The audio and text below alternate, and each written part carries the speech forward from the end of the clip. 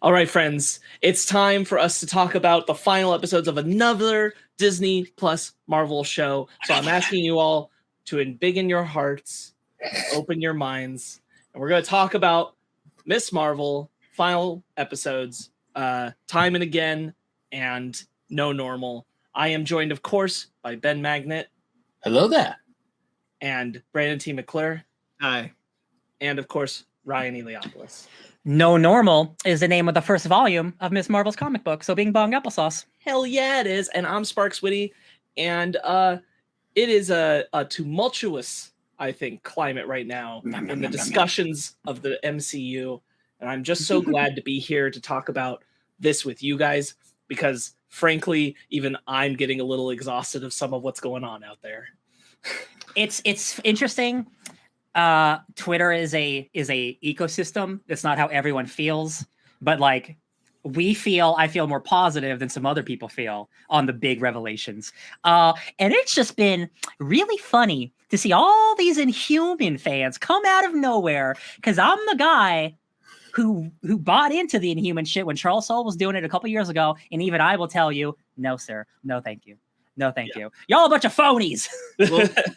We'll get to that, but I have some thoughts.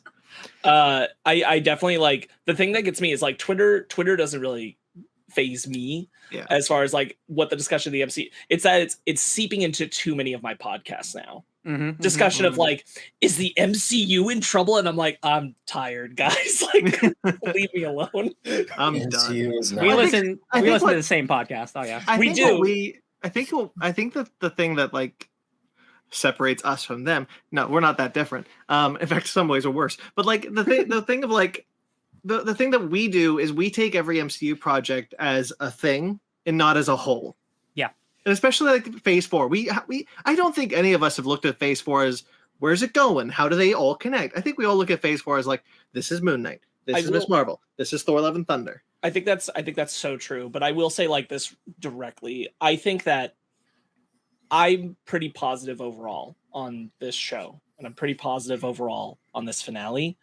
I think that people are being more unfair to Miss Marvel, putting aside the racists, being more unfair to Miss Marvel because of the entirety of what's gone on since Black Widow came out in theaters. And like, however they're feeling about it, like just the slew of content since then, specifically the Disney Plus shows. And I feel like Miss Marvel is getting the short end of the stick from how people are feeling exhausted about some of those other I think Thor: Love and Thunder also felt that a little bit too. I do too. There's definitely like, it's the whatever you call it, the MCU, backlash, or like, like it's not what it used to be. It's finally catching up with, I think, properties that don't deserve it. Yeah. Black Widow, looking back, Black Widow was a totally fine movie. And and these newer things are, I think, considerably more charming, better, My other thing is that like we are sitting through so many more hours of content. It's true. That's very true. This is also all still projects that were made under pandemic situations. Yeah, like we have not escaped the pandemic like overloom, whether that was them having to film under COVID circumstances or them having to not knowing when their projects were going to come out. So the cohesiveness of the MCU, like, I don't know why people are expecting them to be so clear and concise about their connectedness when they have been in, like, we've all just like forgotten the pandemic's effect on the industry. I mean, that kind of goes back to... It's wild that it's not being taken into account with these properties still. That kind of goes back to just our society in general. It just wants to forget the pandemic ever existed. But like, I shared this thing on Twitter about like, IGN posted this thing. Thor: Love and Thunder proves that the Phase 4 needs to tell us a destination. Ew, now. I hated it. And I was like, no. Why? Why? First off, why? Second off, just because we don't know the destination doesn't mean there isn't one. And then the final thing is, I firmly believe that Phase 4, the way it is structured, is designed specifically so you don't need to watch everything. It took... Yeah. We got our... this isn't talking to you guys, but like, it took 10 years before we finished a saga. Right. Yeah. We're including the pandemic, we're not even half that. like Right. we are getting more projects, but that doesn't mean that it makes the trajectory any less. Like they still got a plan. We're just getting more stuff because we have Yeah. TV shows now. It's the thing Yeah. of like, you know, when you see like going to Endgame, there is a logical and reasonable argument to be made that you need to watch every film that came before it. Yeah. Okay. Yeah, I'm with you. You want to tell me that that is the case? Sure.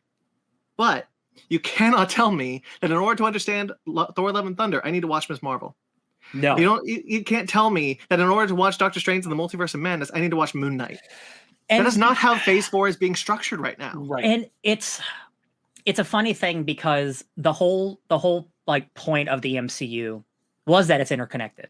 Yeah. But like, you're right, Brandon. Like, why does Moon Knight and Miss Marvel have to connect? Exactly. In the comics, they don't. Why 'Cause- would they connect here? Because that's the whole thing, is like the point of creating the MCU was to have the opportunity to connect, not the demand that they always do. It's a universe. It's not Right. every project is involved in every other project. And I don't mean to say like there aren't issues. There are, like, Yeah. there have been quality dips with the Disney Plus shows specifically. There have been issues. Some of these Yeah. are COVID related and some of them aren't. And the visual effects stuff, the artists that are speaking out about it have a right to, because of the amount that they're trying to pound out this content, that they're not being collaborative, that they're not giving them time Yeah. to work on these things. There are issues, but I think if you're a person who's going to these and expecting every single one to give you your Infinity War tease up, you're watching these for the wrong reason. Absolutely, yeah. Yeah. That being said, I made the joke. Well, very quickly, I made the joke to a friend. I was like, I think Phase 4 is a choose your own adventure. Yeah. You want to watch Midnight Suns? All right, watch Eternals or what, or Blade or whatever. You want to watch Thunderbolts? Okay, watch Miss Marvel. Watch Hawkeye and Black Widow. You want to watch Sure. Young Avengers? Watch these, and these. Mhm. I think specifically Kevin Feige knew specifically that because of how much more content there would be in Phase 4 than there was in the first 3 phases combined, that he knew that he needed to disconnect everything. And I think that was very specific. We don't know that there's an Avengers team right now. And I think that's on purpose because everything isn't as connected as it used to be. Everyone is kind of doing their own thing in their own little Sure. corners, much like the comic books are. And again, going from real quick, Ben, sorry, like from 2008, 2012, that's 4 years. It's been 4 years since Endgame happened, right? Mhm. That's when the first Avengers came out. What do they expect? Like, do they expect Secret Wars in less than 4 years? Like, it's a weird thing that the MCU has like created this mindset of like everything's connected. So now people just expect that. But like, it's also just movies. They're just movies. They're just TV shows. Like, But- go ahead, Ben. No, I was going to say I'm actually okay with this whole disconnect with Marvel going on, because now I feel like going back to the very, very first phase of the MCU. I mean, sure, there are little tiny little threads of breadcrumbs of how everything became connected. Oh, But- no, those were not breadcrumbs, my friend. Phase 1 is very much like, we're going to Avengers. Yeah, but I'm fine with just seeing, like, I want to see how Miss Marvel got her start. I want to see how Moon Knight got his start. I'm totally fine with watching Shang-Chi become the hero he eventually becomes. I'm fine with like these first air quotes first issue movies. I And think it's like, cool, let's establish these characters. I don't need to see like this movie be the cornerstone for a new Avengers plot. I just want to see these characters that's like, hey, this character that people have been wanting for years is now officially in MCU, and here's their movie. I'm like, cool, I'm going to sit down and enjoy this movie. I think Jomi on the Ringiverse said it really well, which is that even though like he was coming at it from an angle I don't agree with, like I do think he's correct about this is a lot like the post Avengers phase, the first Avengers. We had our big end game, and now when that happened, that was when Disney had bought Marvel. Kevin Feige was finding out the new terrain. He was going against Ike Perlmutter. All these kinds of things were happening to affect it. We're in a similar circumstance where Endgame happened. There's already so many things you have to think about for structuring it after that. Plus the pandemic happened.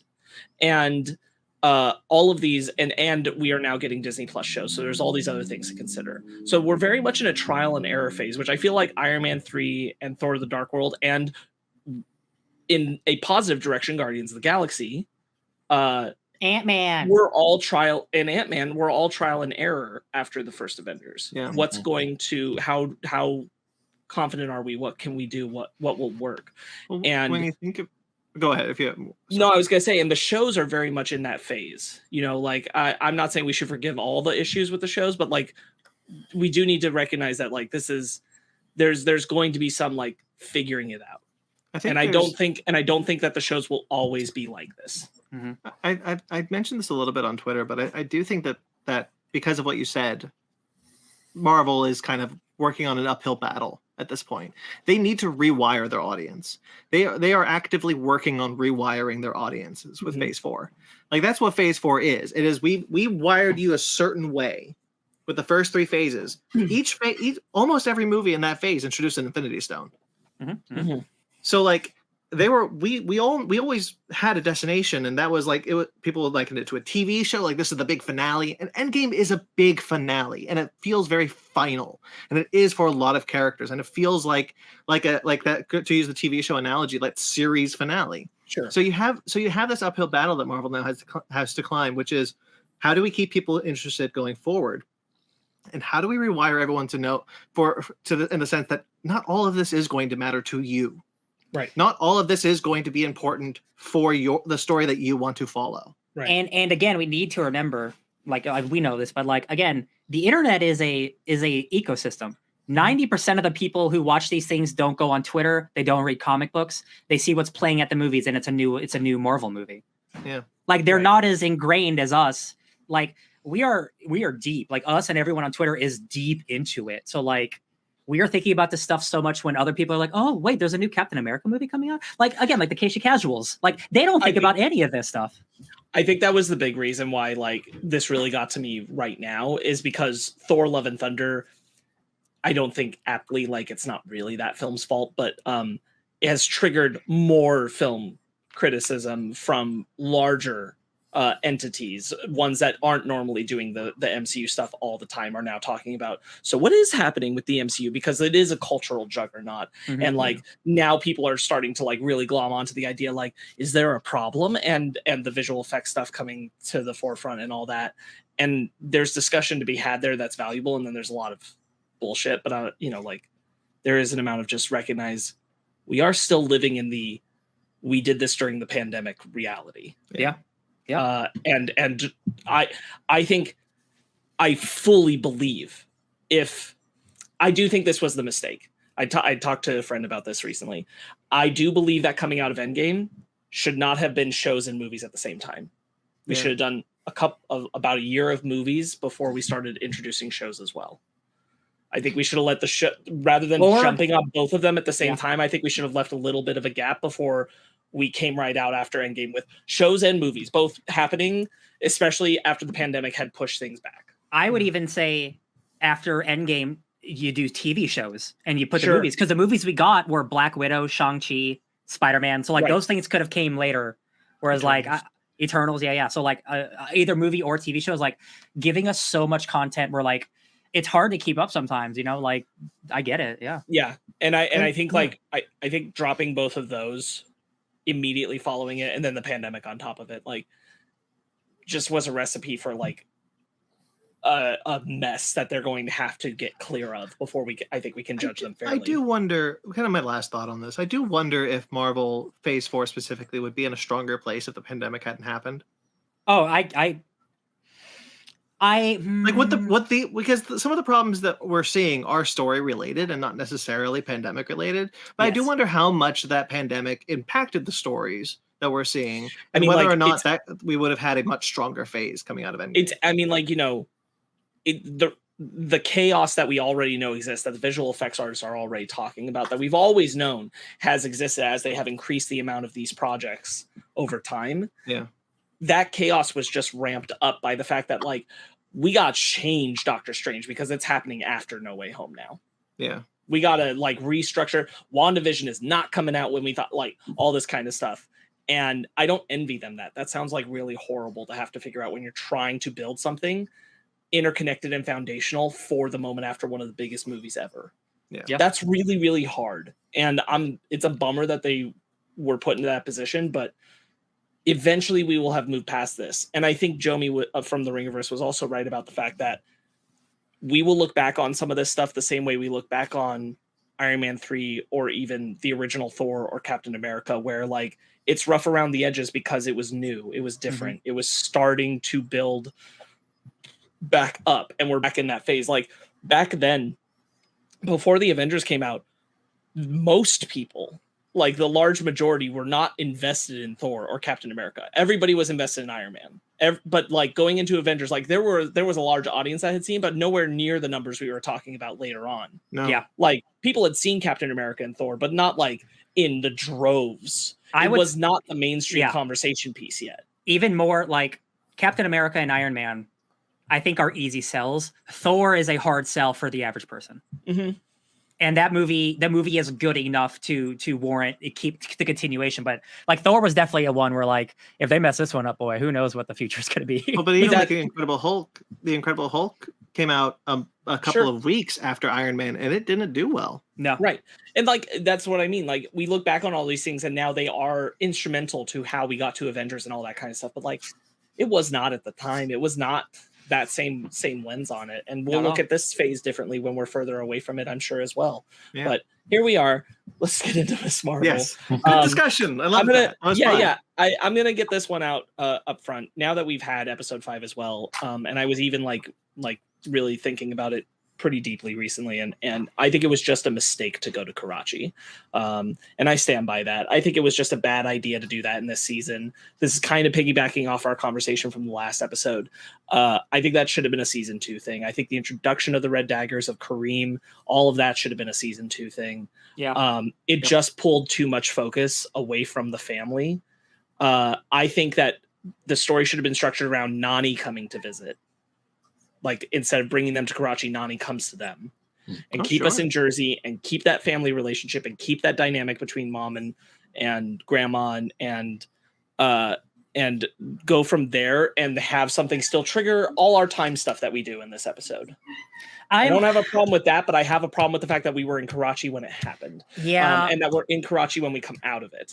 I'm very mixed on episode 5 because I love the first half like extremely hard. Like I think that stuff with Aisha and Hassan and growing up with Sana, like I thought that stuff was extraordinary. I really loved it. So like it's hard for me to say I would get rid of all of the previous like history stuff because like I think that stuff's so strong. But then like the stuff for me, Brandon, you were right. It was time travel. It was magic time travel, and I'm just like I just don't care. It's just hard for me to like, I think if it was executed better, because the moment she's like, oh, it was me. Like, yeah, like we assume that, right? Like it didn't feel like it was executed on the way I liked it. I don't know. For me, it feels a little hollow because we don't get enough time of Kamala with Nani. Yeah. I think if we had more Nani time rather than, this is again why I don't want them to have gone to Karachi and met the Red Daggers and everything. I think if she were more connected with Nani in episode 4, if that was a prominent point that we were really focused on, then episode 5 lands a lot harder because this is about her going back to her. Yeah. And because that relationship just isn't as focused on, the time travel thing lacks a spark. Yeah. I like the idea of it. The beauty of the poetry, literally, that she uses in the bangle to call Kamala, I think is all really lovely. I wish that Kamala's personal relationship, rather than just like being told that this story has been passed down in the family and is important to their memory, was actually like more relationship scenes that we saw between Kamala and Nani itself. Yeah. Randy, I can feel you wanting to say something. What's up? I'm really, really mixed on episode 5, specifically the first half of it. Well, I'll agree. I think it's pretty strong. I think it's strong storytelling. I like Aisha and Hassan. I think that's Aisha. Thank you. I think that's all good, and Aisha's the actress is incredible. I'm really happy with it, but it doesn't do anything for Kamala's story. No, there's nothing about this story that progresses Kamala, and she shows up at the end of it to just kind of fill a purpose rather than engage with it. And I feel like if she had engaged with it, I would have felt better. I can't say I dislike it. I can't say I hate it. I can't even say I dislike it. I just don't know how I feel about it, because there's just nothing. We spent so much time away from our main character of the series that I just kind of looked at it going like, all right, well, what's the point? We know this story. We've seen this. We've heard this story. But now we're just seeing it. Yeah, it is a mixed bag because like I think seeing Aisha's story is nice. I do agree. I don't know how much we actually needed to see it. Yeah. But again, like it is half the episode that I was really enjoying. Just like she's just living her life and being happy with a family. And I'm like, I really like that. But again, that takes up half of the story of our main character. So it doesn't really add to anything. So episode 5 kind of feels like a wash overall. But it's not like episode 4 of Obi-Wan where I don't hate anything that happens in this episode, but overall this feels like it doesn't add to anything. I will say, like, because we were talking about like last time the time travel thing, I'm very glad that Aisha calls her. Yes. That she is called to that moment through the bangle. That makes this all kind of work for me. The idea that Aisha used the bangle to call a descendant, that it is this cyclical nature, what you seek is seeking you, that actually is paid off through the idea of the poetry that affects her putting that on the bangle. That whole concept really works for me. The idea that Kamala is called to this moment literally by an ancestor to save her because Aisha can't. There are two things that I think that spending this amount of time with Aisha should serve that it doesn't. And one is that this is where we should have gotten the lore explanation about the Jinn. Oh my God. This is where we should have had a deeper understanding of them. It should have come through Aisha talking to Hassan. Or even Aisha interacting with Najma, but this is how we should have a deeper understanding of what's going on. When Najma showed up at the house and like, oh my God, this is where we're going to get all the backstory for the clandestine. This is what I've been waiting for. And then episode 5, that's where it ends.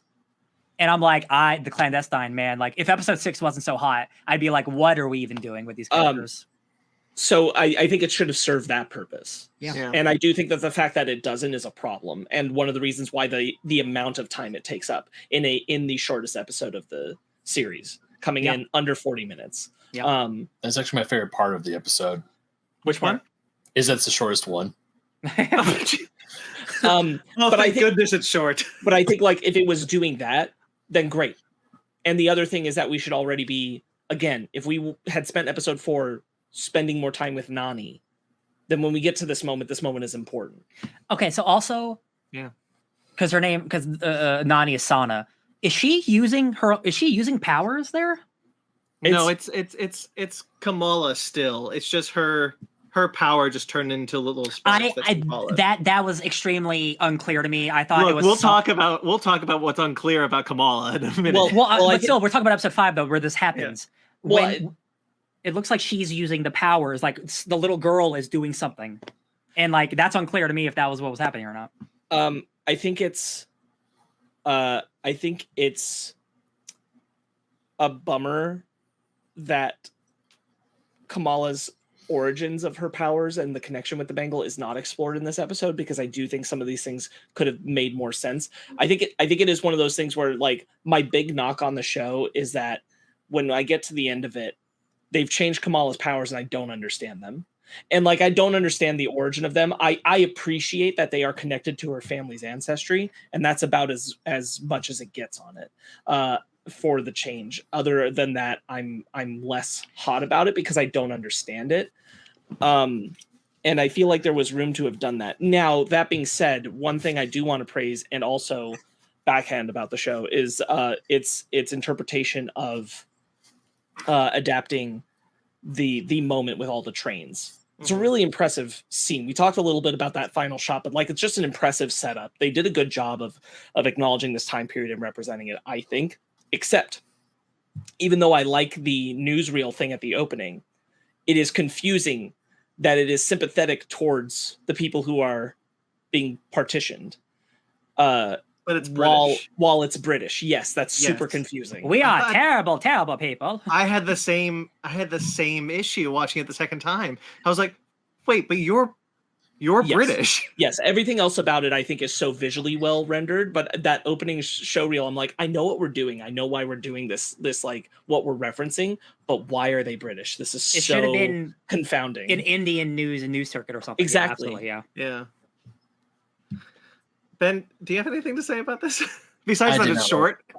I did not like 5 at all. Interesting. Okay. I mean, part of like the first half of it, I was okay with because I kind of was like, okay, cool. We can see how Aisha met Hassan. I actually kind of like that. The whole like men in the rose fields and how she kind of opens up to him. And even when Najma shows up, I was like, I was kind of hoping for some more like, if we do this, it's going to destroy this world and the family is here. And I was kind of hoping for more of that, but there was no drama. I'm like, well, that's kind of written off. And I just, the ending scene for some reason, just like the end of episode 5 felt so rushed. I was very worried. After episode 5 ended. I was too. I just want to say I was too. It just felt absolutely so rushed. Mhm. It was just like Najma turns on a freaking dime, and then her mom shows up with her grandma. I'm like, well, wait, don't do 2 points at one point. Don't do 2 points in one. We gotta discuss some things. I gotta tell you, I was so happy when this episode ended. The way it ended. Yes, I have to tell you that that's true because I had already reached a point. I had already reached a point because of how this episode played out up to that point. We weren't going to get any more development on the clandestine or the Noor or the Jinn. I didn't know that. I felt like if they were going to do it, we would have gotten it from the perspective of the past stuff. And so when the episode ends and the clandestine stuff is done and it goes back to Kamran and we're going back to Jersey City, I was like, I'm so glad that I know the next episode is just going to be focused on this shit and not dealing with this. Because while I wanted more of it, I'm honestly glad that we were just like, and we're done and we're going to do just a good episode about the stuff you like about the show in the next episode. So just go check out that last episode. And that worked. That's fair. But the execution and how fast you have powers, cut the credits. That's like one of the worst, with the actually worst endings to one of these shows I've ever seen. Like truly it cuts, like I agree. I'm glad that stuff ended early instead of like prolonging it out, but it just stops and then it cuts to an entirely different scene with Kamran and Bruno. And then it immediately ends 1 minute later. It's so much information so fast. I'm like, are you fucking kidding me right now? Thankfully episode 6 was fine. I was very scared going from 5 to 6 because like, I was like, crap, we're doing a villain with the same powers as the hero again. What are we doing? Why are we doing this? That's what I was scared of. And like everything that led up to that, first off, I think it's ridiculous that we spent so much time away from Jersey City and then all of a sudden we're like, Jersey, we're back. Don't worry, guys. We're back in Jersey. It didn't feel just for a minute though. It didn't feel like we naturally got there. We just needed to slam dunk hit there immediately. Yeah, and to talk about Ben's point about just like Najma, right? That's the clandestine leader. Najma is a horrible villain.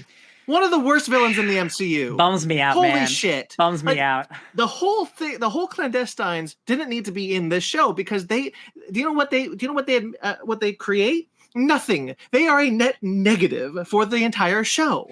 They take so much air out of the show, especially in this episode, that I just like watching her be like, I can go in, but you have Kamran. Oh, you're right. I'm a good person now. I'll close it, doing the exact same thing that person just did. But that's going to close it this time. And then she gives him powers. And then she gives him powers? The end of episode 5, I was like, please, God, it cannot end like this. Please, God. It really upset me so much so that going into episode 6, I was kind of like, well, let's watch this train wreck. Luckily, thank goodness I was mistaken, but like still I had to watch it again today because I was like, okay, knowing where episode 6 goes, perhaps I'll be better. Mm-hmm. No, it is still a very frustrating episode. Sure. Yeah. I mean, I like the flashback stuff with episode 5 and actually it is time travel when honestly, I don't know why I just did not paradox. It's a paradox. Yeah. I don't know why like when she said it's me, I was like, I don't believe you for a second. I don't know. I just didn't like that line delivery, but that's one tiny nitpick about that. No, I'm everything else about the flashback, I'm for. Mm-hmm. The second we get back to the present and we get into them finding clandestines. By the way, where did the other clandestines go? Because they were all there. They were killed in the last episode. They got killed. They're all killed in the last episode? Okay. Yeah, well, blink and you miss it. Jesus Christ. Okay. God, I agree. Najma sucks. She's like, I want to go home. But then she's like, but you're a son. I will not say she's the worst villain in the MCU. One of. She is definitely down there. Who is the worst villain in the MCU? Maybe Malekith. Probably maybe Malekith. Malekith. I'm sorry, Chris. I'm so sorry, Christopher. Maybe Malekith. Okay, it's been a hot minute since I've seen the Dark World, but okay, yeah, I can concede that point. Honestly, she's down there though. She's with him. Oh yeah, she's there. She's like, there's just nothing there. I was like, I'm not going to be that rude, but it might be Ronan. No, I like Ronan even more than Malekith. Yeah. Oh, Ronan. It's just a lack of time with him more than anything. Yeah. But I would say the same about Najma. Like I like the performance of this actor playing Najma. Sure. Yeah. Like I like her presence and everything. I think that they're just not giving her the material that she needs to carry it. And the turn is so unbelievable. But you have Kamran. Oh, you're right. I'm a good person now. Like I don't believe it for a second because she was just like, Kamran, you're not family. Bye. Screw you. It was. Yeah. I agree. I needed just a little bit more for her to do the quick 180. Yeah. There's nothing. There needs to be something leading up to that. It can't just be a quick, oh shoot, you're right. She's now presented with her way home that she believes I can make it. She literally the last episode abandoned her child. So like I need something before you just. If the abandonment happened in an episode prior, and then she decided, and then Kamala spends maybe the last episode. I'm not restructuring the series, but Kamala spends some time with her, not with her, but like telling her, why would you abandon Kamran like that? Why would you do this? Like this whole family is like, okay, there's something here. I can see how the turn could happen. Yes. But it doesn't. Right. Yeah. There's a solid argument, I think, to be made that the clandestine just shouldn't have been in the season. Yeah. I would make that argument. And that again, you maintain damage control. That's the major like negative force, right? Mm-hmm. I think you could even leave the clandestine stuff as like something you do later down the road. You could bring Kamran to the table, but you keep the focus on like Kamala learning more about it through her family, through Nani, and then ending up in the past. And that's where she learns a lot is because of Aisha. Yeah. And I wouldn't want Kamala to be back in time any longer than she is. But like if somehow connecting with the Bangle allows her to interpret more, she gets just enough clarity from Aisha to have more understanding of what they are. We can still have all the Aisha Hassan stuff. It just you don't need them to be murdered by. Well, but then like in a version where you don't have the clandestine, right? You would have Aisha telling Hassan, and that's how we learn about it. Absolutely, yeah.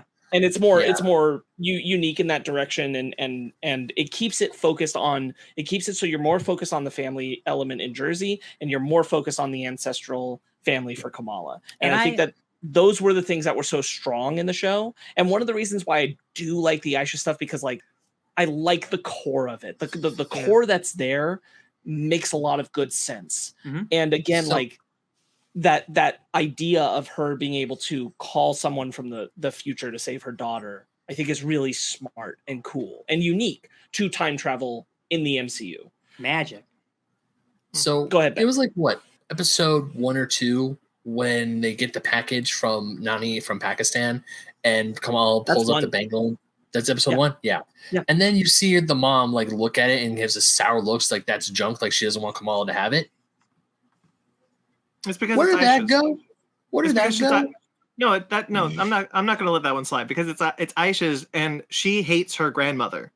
Oh. It's established in the show. Oh yeah. The mother hates her grandmother. She really does because she feels that she abandoned her family during partition. Right. Nobody knows that Aisha died, and that's part of the thing is like we don't get that moment. You know, we don't see it of Kamala coming back and saying Aisha was killed. Yeah.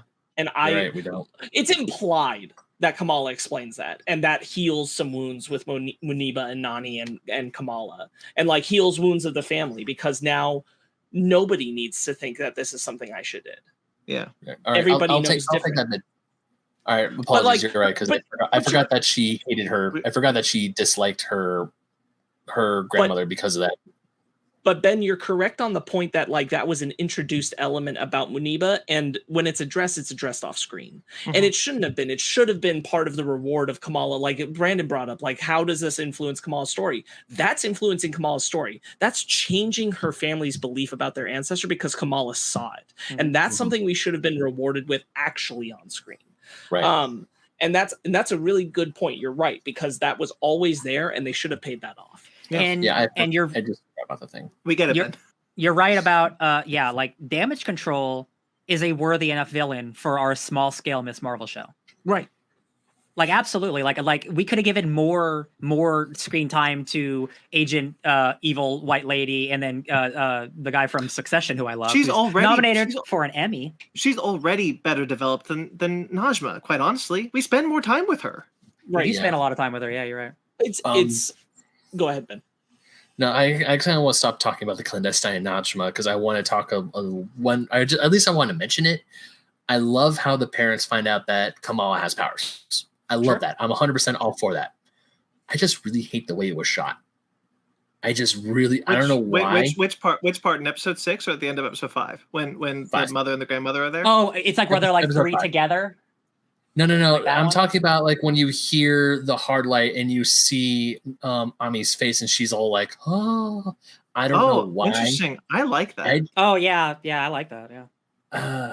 I don't know why. I just hate the way it was shot. I really like seeing Muniba, right? That's the mother's name? Yes. Mhm. I really That's like seeing her. I really like seeing her watch her daughter, like be a superhero, like because there's this fear in her face when she first sees Kamala use the powers, and then cat's out of the bag, so Kamala comes clean, and so she's like she's like fine with it, and then seeing her do the thing, it's like my daughter is magical. It's right. And it's the same thing that we see in episode 6, right? with her dad. Yeah. With her dad. Oh, I love the scene with her dad. I love. But you see I how don't know. they're essentially the same scene.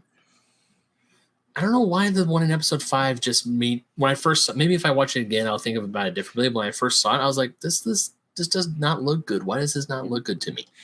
Yeah.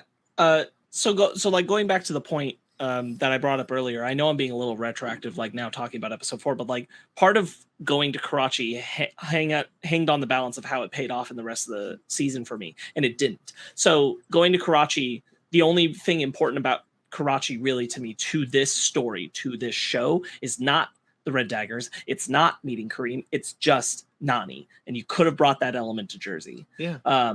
Because to your point, I really like the scene of the three of them together in Nani's house. Right.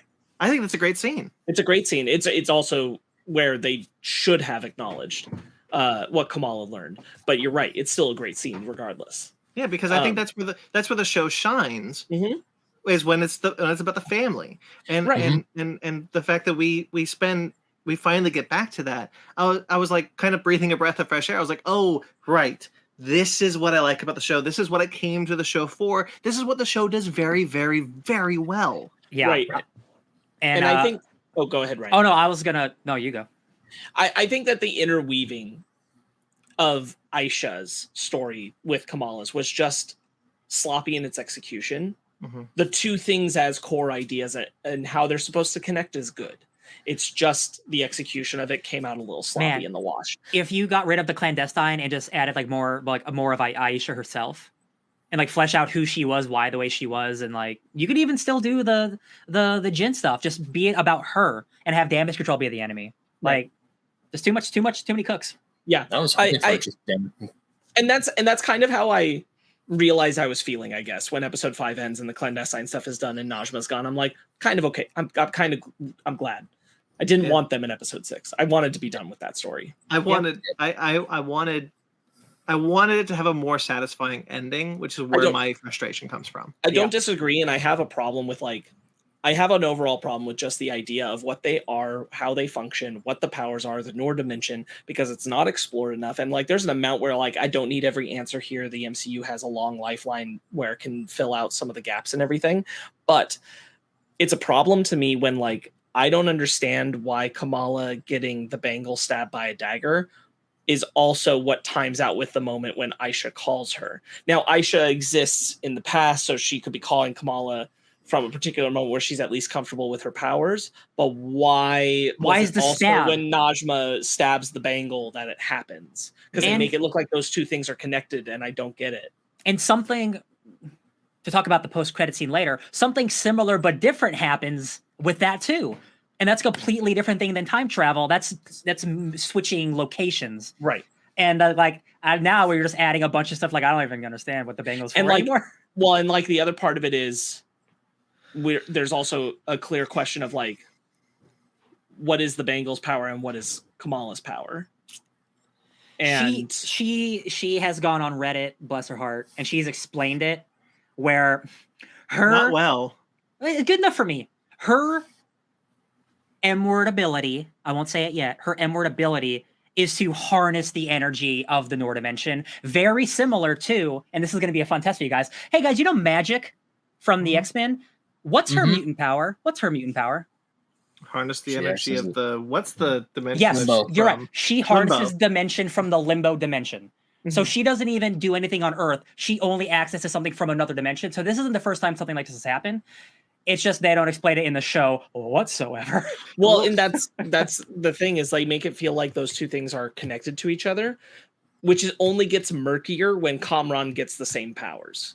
Yeah. So I think that should not have happened. I don't think. I don't think so either. I don't think Kamran should have gotten. Kamran could have had latent abilities from being a clandestine, like he's got super strength and he's causing a ruckus or whatever. But like, you could have had something if you want to make Kamran a villain. But I don't think you needed to. And I again, just the clandestine stuff just doesn't work. It just doesn't work at all. Even though I am a big fan of episode 6, I can get over Kamala's powers. Kamran doing all that shit. I don't think, and this isn't like no disrespect to the visual effects artist. I just don't think it looks good. Him doing all his shit, doing the dome thing. I thought that all looked really bad. Like I'm just gonna have to accept these are what Kamala's powers look like, and they're gonna look better in movies, thankfully. But like, but I'm just like, the way it all looks. I'm so much happier with the Home Alone Skyfall ending as opposed to the big visual extravaganza. I just kind of look at it like, I forgot my point. It's fine. Can I say some little good nuggets that I liked from this episode? Yeah. Nugget time. I'm gonna throw some nuggets at you. I have a note here that's just like, and there go the clandestines, I guess. Bye-bye. Anyway. Until next season. There's a bit where Muniba is trying to find Kamala. She's calling her, and she's just like, Mom, like, I can't ship her. Believe me, if I could, if it was legal, I would. It's like, why don't you find my phone? What, like spyware for mothers? Why am I just hearing about this? That was a cute very moment. funny. Muniba, like for real, like Iman Vellani is so good, but like that actor playing her mom, like the best mom ever in history. Like she's so good. Both the parents are fantastic. I truly wish they were in the show more, frankly. Yeah. Too. I want to highlight one. The Hassan Aisha thing has probably one of my favorite this kind of moment of like a loved one learning about a big secret like the powers or something, which is Aisha saying, you knew I was hiding something, but you never prodded or anything. And Hassan said, it didn't matter. You chose us. Mm-hmm. That's why I love it. That was enough. So and I'm like, that's so good. That beat, like that's all of who Hassan has been. Like you chose us and I get that. And that was always enough. Yeah. I'm not going to question it. Yeah. I love that. I love that bit. It kind of was worth their entire relationship for me. Was that fact that should happen? I really like that the new origin for her symbol. Yes, I do too. The fact that it was her name and then it got broken. Yeah, I think one of the really great things about what they've done with Kamala, and even she said it, like on the Reddit thing that you're talking about, the MCU is in a very different place in the comics. Captain Marvel maybe has been around for 5 years. Like the general public knows about her for 5 years. And there is no Miss Marvel. Is really like the bottom line. There was no Miss Marvel in the MCU. So where would this come from? And I think they did a really good job of of going like, well, let's get to the same destination, Right. but make it attached to her history, her family, her heritage. Right. And I think and they got to the same destination, but it didn't feel like you answered all the wrong questions on a test and got the right answer. It felt like you had it. It felt like an organic way to get to the same place. I teared up multiple times during this episode because of the parent stuff. Like the way she gets her costume and her name, like truly some of the most like personal, beautiful, like loving, like relationships like in the MCU, and like no matter like what character, like the thing that works so well about this is like, again, this feels like, take out the superhero stuff. Like I'm here for the family drama and the family connections, because every actor is pulling their weight. The script's really good. Again, it's like, it's a different culture. So it's like I'm something that we haven't seen in the MCU. Like without like the superhero stuff is the worst aspect of the show, which is crazy to say for an MCU show. Like I love that family so much. Yeah. I think like there was just a misstep in what they thought the focus of the show should be. Yeah. Because it should have just been so much more on the family and what they were doing, that kind of thing. This is the same. Yeah. This is the one I have. There are many criticisms of the MCU of which I agree with. One of them being too often they decide to go big when they should go small. Mm-hmm. And Miss Marvel is the quintessential version of that criticism. They should have gone small. It should have been, I talk about it a lot. The comic book, or her comic book, is very much a Spider-Man story. Yeah. It is very much a personal story about her learning about herself and learning all these powers. And I think if we had done that story, it would have been really good. Yeah. I think on some level they had to have known that, or you don't get the clandestine stuff ending in the penultimate episode and then the last episode being about the stuff it's about. Like on some level you understand that that's what the show really is. And like that's one of the things I'm so grateful getting to episode 6, and like it was nice to not feel like, oh man, are we gonna lose it at the last episode? I was like, okay, so we're going back to Jersey, back to the cast that I care about with all the family elements. Probably I'm cool. I'm cool. Damage control's the bad guys. I'm cool. So do we have anything more about episode 5, or should we just move? I just want to say that I think overall, like my final note about the time travel thing is that it reminded me a lot, and I think like the execution just needed to be more in the aftermath, more effectively. Like Ben's not going to get this reference, but the time travel paradox in Lovecraft Country. Oh yeah, okay. Where he goes back and he's the same, he's the person from the story. It's the same thing, but like the aftermath of that moment is more impactful to those characters, and we just need more of that here. And I think that whole thing works just as well. Yeah, I have a nugget of positivity to throw in before we move into episode 6, which is the line, "Oh, I genuinely thought your name was Brian. I'm so sorry." I thought that was pretty funny. I thought he delivered it poorly. I'm glad that Kamran is like the main guy and not the Red Dagger kid, because I like Kamran and the Red Dagger kid's fine or whatever. Stop saying so many quotes from movies, whatever. He's fine. All right, episode 6. No normal. You have powers? And as quickly as episode 5 ends, we go to episode 6, which I think is a phenomenal episode. I had a great time. I really love this episode. This was definitely a good mouthwash from what episode 5 was for me. My gosh. It's this and the Loki finale. As far as the MCU Disney shows, it's those two. Like absolutely. I couldn't tell you which one necessarily at this moment is above the other, but it's like it's those two in competition. I wrote this down for the first. The thing that I was thinking about this whole week while we've been discussing when we're going to record this is the one thing I really want to say is that there is a formula to these MCU Disney Plus shows, and I don't personally think it is a good formula. No, it's not. But this show does not break that formula at all. It is in that formula completely. However, it is a very, very good representation of that formula being done well. And I think that's what really succeeds for me, is that I have finally seen the TV show go, actually, this formula can work. It's just got to be, you just got to make it all good. You just got to clean up narrative Gotta clean it elements up. in the inside, but like I think you're right, Brandon. Like this showed that like, hey, we can get from the front end of a 6-episode thing to the back end of a 6-episode thing and have done the whole thing Yeah. and been good. We just went through a whole bunch of cons with the previous episode, but the heart of the show is nailed from top to bottom. Throughout. Yeah. Whether this episode feels spiritually a true successor to like the best stuff of episodes 2 and 3.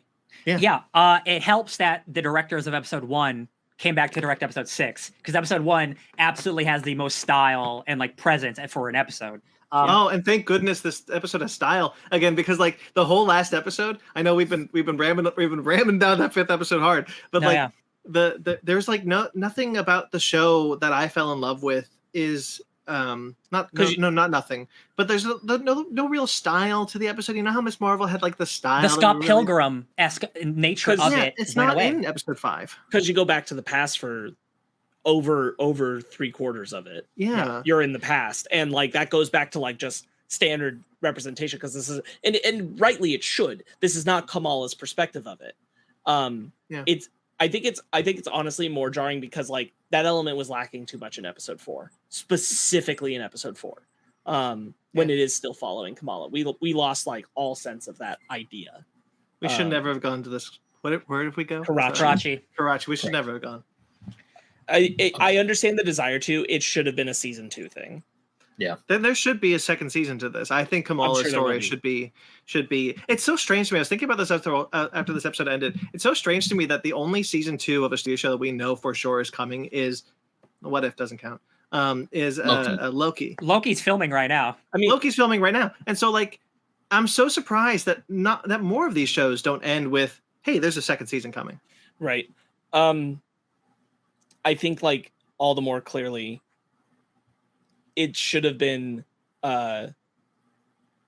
if you get a second season where they go to Karachi and you've pushed that stuff back, that's when you can like plan a family trip, right? We can get Yusuf over in Karachi. We can get the whole Jersey City gang goes to Karachi. Yeah. For season 2. Like you could get a whole thing. You have Bruno out of his element out there, like all that kind of stuff, having to compete with Kareem directly. Like that all would have played better, given its own room to breathe. It's frankly not so much that Karachi wasn't worth the time to do. It's that Karachi deserved more time to do it. Yeah.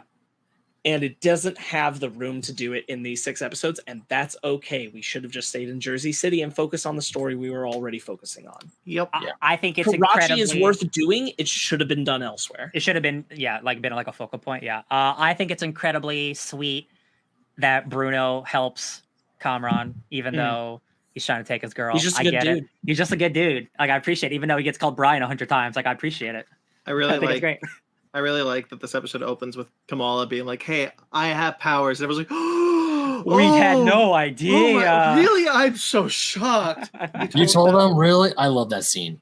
I think that's really fun. I think that scene is really fun because like you get the mom who's just kind of like, okay, wrap this up. Like she knows that everyone knows, but she's still playing it off like, okay, this is gonna be a big deal, guys. She already made the suit, baby. she's ready to go. She's like, guys, this is important. Yeah.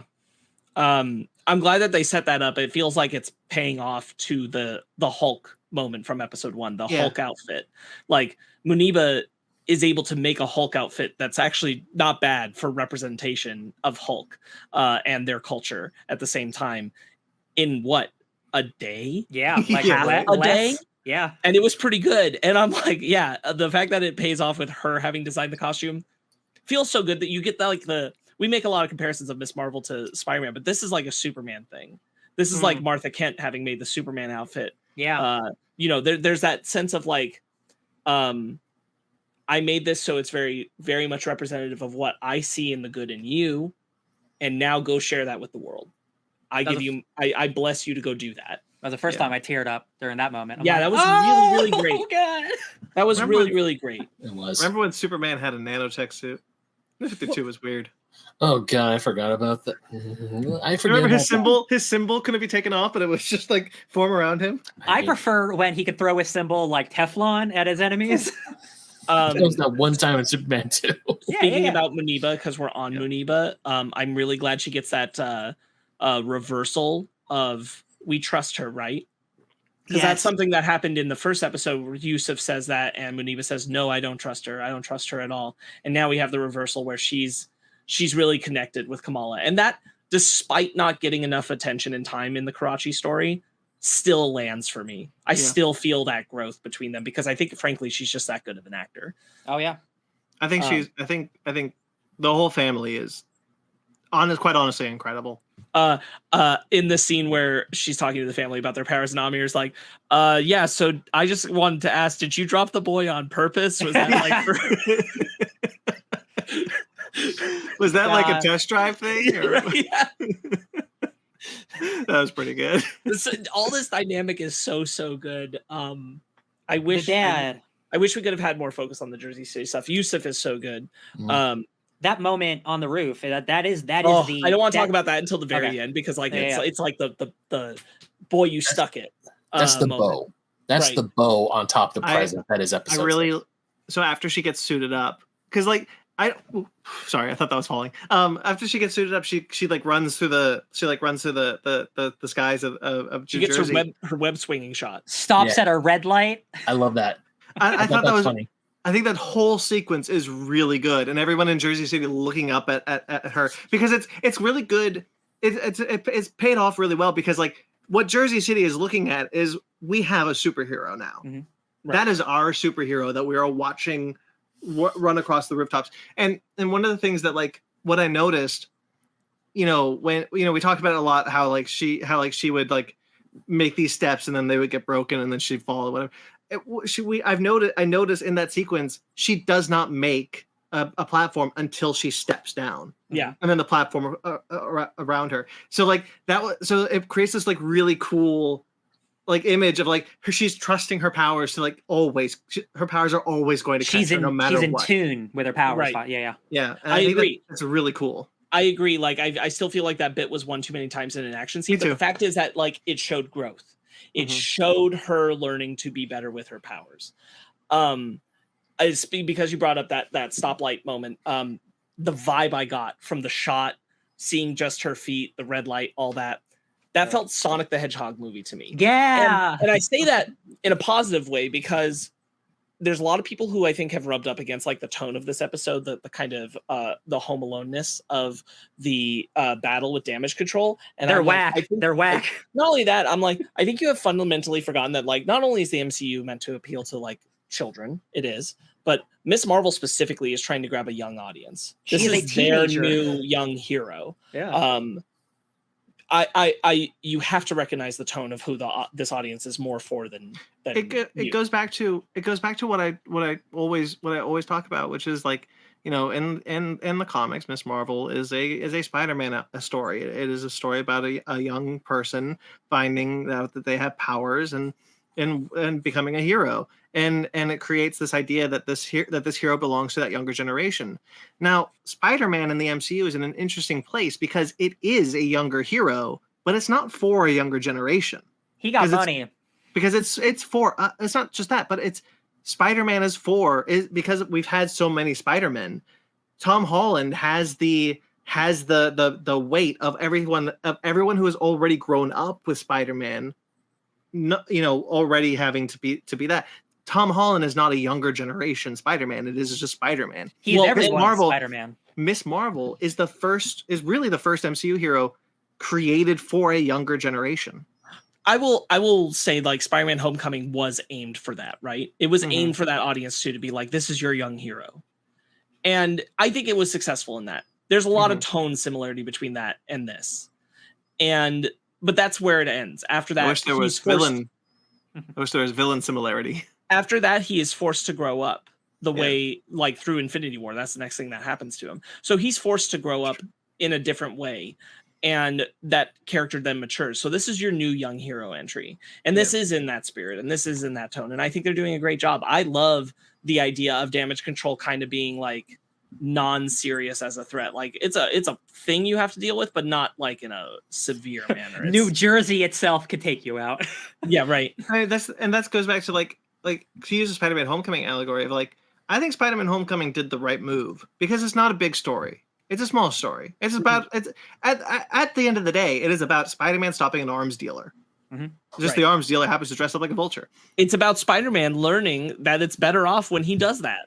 Yeah. And so like when we talked about in the beginning of Miss Marvel of like when the show falters, it's trying to do the bigger stuff. But when it's just damage control, that's an effective villain already that is stake appropriate, quite honestly. Yeah. Right. And like having her at the forefront, that agent who is so racist. Devers? I don't know. Yeah. Devers, I think, yeah. That works. And like I think it works when she comes back to the mosque, doesn't take off her shoes and asks for IDs, and everybody's already doing it because they understand and like we're acknowledging the racism of this moment.